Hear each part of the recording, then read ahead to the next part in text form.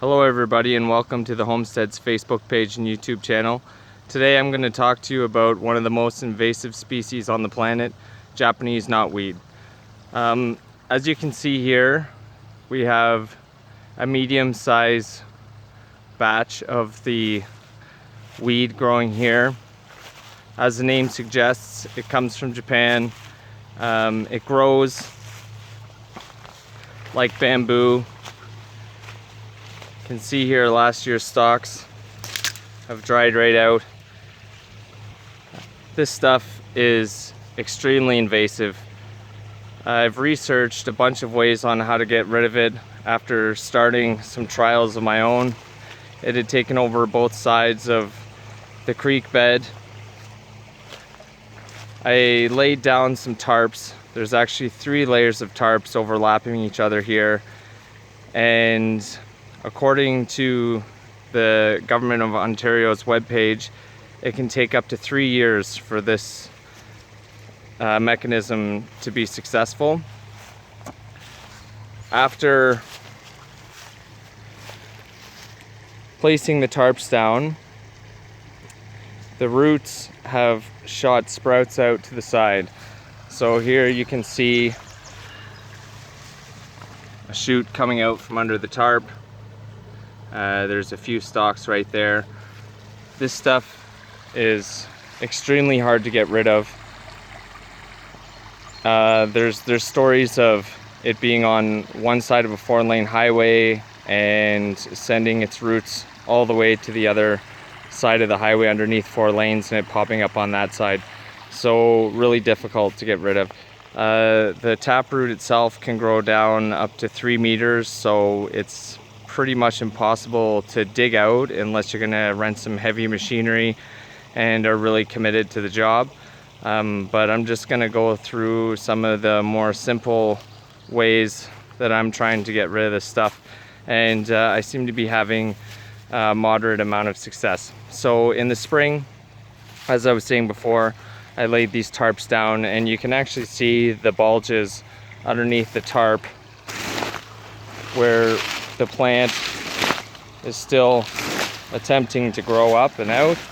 I haven't taken a look underneath to see what it looks like, but I'm going to assume that it's white due to the lack of sunshine and photosynthesis.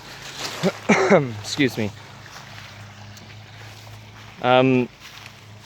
Another suggestion is to pull it, and that's the second thing that I've been doing, is just whenever it pops up, I pull it out of the ground again as low as I can get, and throwing it on top of the tarp to dry out. You're never supposed to get rid of this stuff in your regular waste, as it's, again, super invasive and will then start growing in the dump and spread to other areas. But just pulling it, the website said, could take up to 10 years if you're actively pulling it all the time. And I've been actively pulling it for 3 or 4 months now, and it continues to pop up.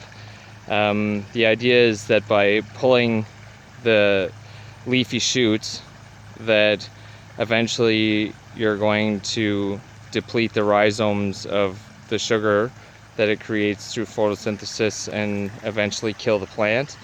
One of the issues with pulling it and digging it is that any bit of root will start new growth. The reason I decided to kind of wage war on this stuff is that, again, it was covering both sides of the creek bed, and that was last year, and this year it is grown up underneath the bridge on either side here. It's spreading into this little pond, and then there's a few spots along the riverbank here where it's started to crop up as well. Another suggestion is to start with the outlying areas. So if this is the main infestation, the side to the right here was equally as bad, if not worse. You don't necessarily want to try to tackle everything at once. I didn't want to try to tackle everything at once this year. It's just a ton of work, and we have a lot going on here. But you can see over here, there was a few root balls getting started, and I've really tried to be diligent at getting rid of it on the outlying areas, and here's a stalk here. So there's definitely still some popping up, but it's significantly less. There was probably 30 or 40 stalks all growing in here, and when I come through on a weekly basis and take a good look, I usually only find a couple. This one's pretty far along. It can grow about this large in a week or two if you leave it alone and you're not trying to stop it. But this is about a day's worth of growth right here. So you can pick it one day and come out, and in a day or two you'll have a bunch of shoots like this. But it's not gonna stop on its own. Being an invasive species, it doesn't have any of the natural mechanisms that our local native plants have. It's just gonna keep growing and keep spreading. And this area back here is a nice natural area. I've interplanted some plum trees, and I have the bees back there, and I'd like to put some more fruit trees over here on this side. So I would really like to keep as much of the property free of this stuff as possible. I'll show you another spot where I've been. There's another outlying area that I noticed just a few weeks ago. So there's a little bridge here, and in this spot here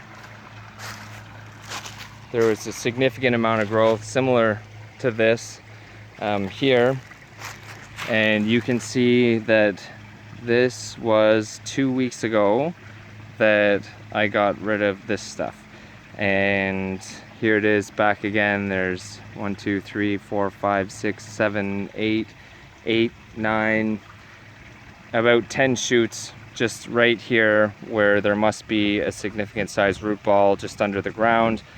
And yeah, it's just sprouted right back pretty much immediately. I mean, less than 2 weeks. One thing I did learn about this plant is that it's actually edible, and the roots contain a chemical compound called reversitol or reversitrol. I can't remember exactly, but it's edible, and people make tinctures and stuff out of it.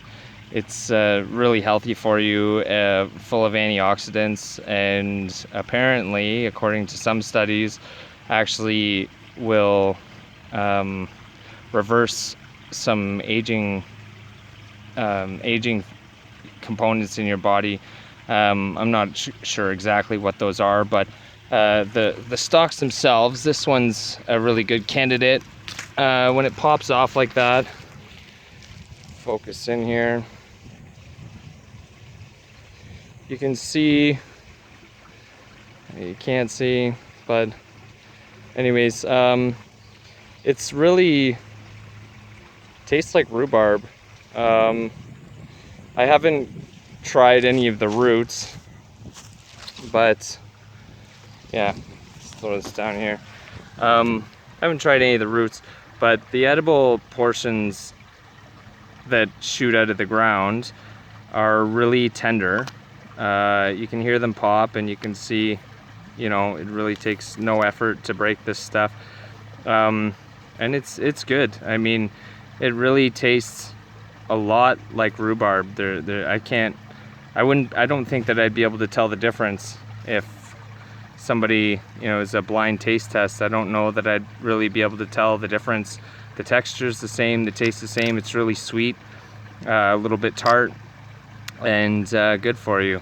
So that's another way to get rid of it, I guess, if you're interested in eating some healthy stuff that's free. The boys are out here all the time now that I've told them that it's edible. They're snacking on it on a regular basis. But again, my suggestion and the Government of Ontario's suggestion is to start with the outlying areas, do the best you can to wrap that stuff up before tackling the main section. And again, I just started, there's a few over here too. I just started about 2 weeks ago trying to get rid of it over here. So here's a stalk that's growing, and that looks like the only one. You can see a couple there that have broken off that are split here and here. So chances are it'll make a bit of a comeback over here. But this stuff, sometimes it grows in the thick bamboo fashion, and other times it grows in this tough grassy fashion. This is very fibrous and not very good. Doesn't taste very good, so I wouldn't suggest eating that. The best time of year to eat it is spring, when all the shoots are new. But if you're cutting it back all the time, then you'll have new shoots like this. It makes you heard that popping sound. So that's a good indication that it's ready to be eaten.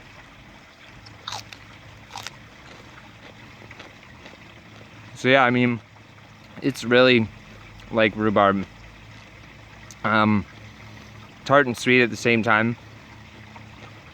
Probably not quite as tart as rhubarb is, but really, really similar. So if you have this stuff growing on your property and you don't want it taking over huge swaths of your land, I would suggest trying to combat it in multiple ways. In some country, in the UK, you actually can't sell your home if this stuff is on your property. It's become such a problem there. I've seen videos where people have it along the wall of their home, the foundation of their home, and it's actually grown through the foundation of old stone foundations, and it's popping up in their living room and rec room areas. I mean, really invasive stuff.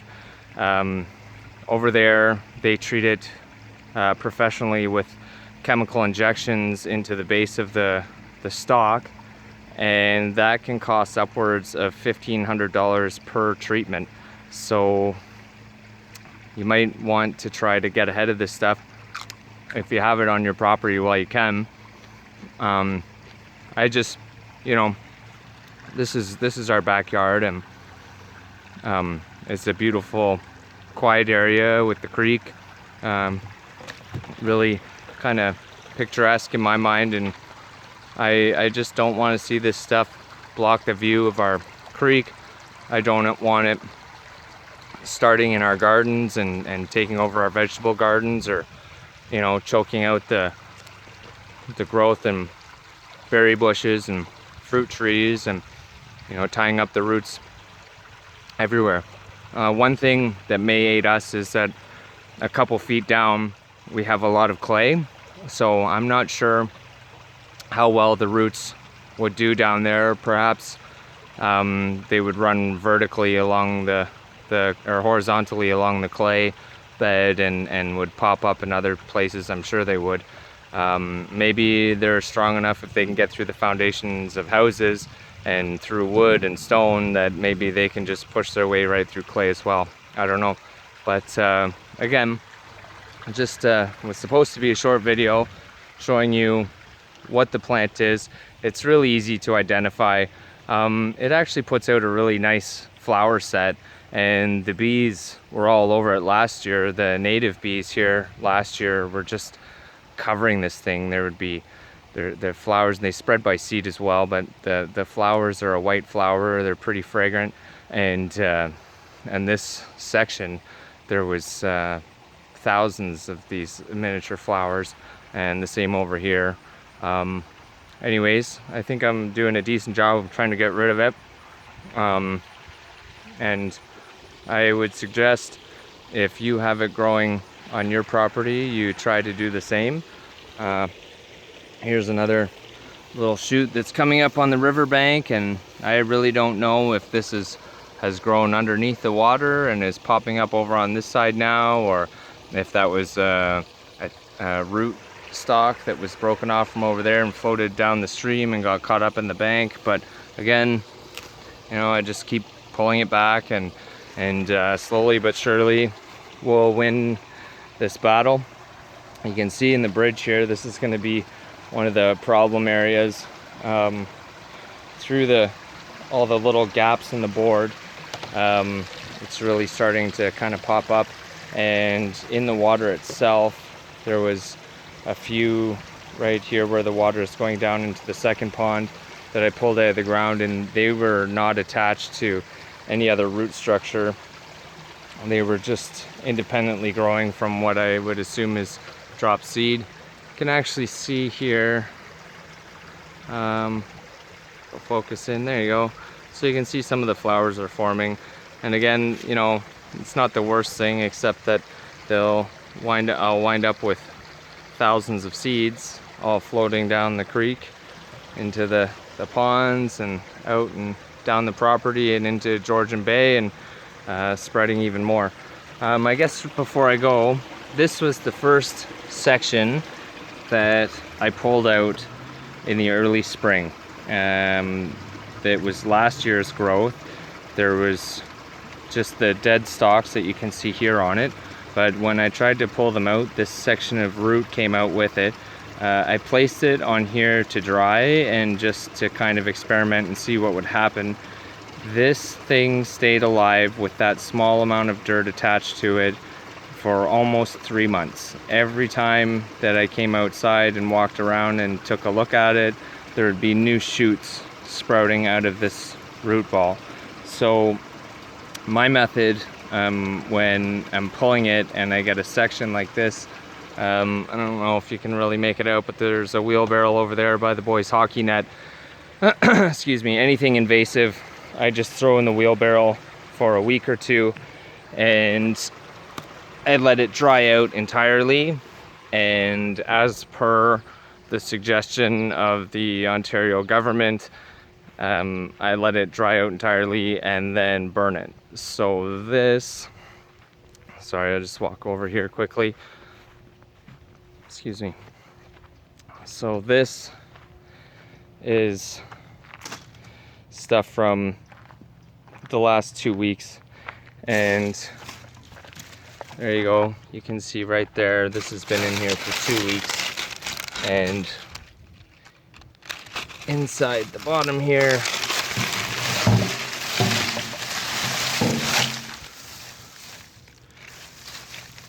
yeah, I ripped it out, but I mean, it's still trying to grow in a bunch of mint that had spread from another property and cultivated side of the side of the creek bed.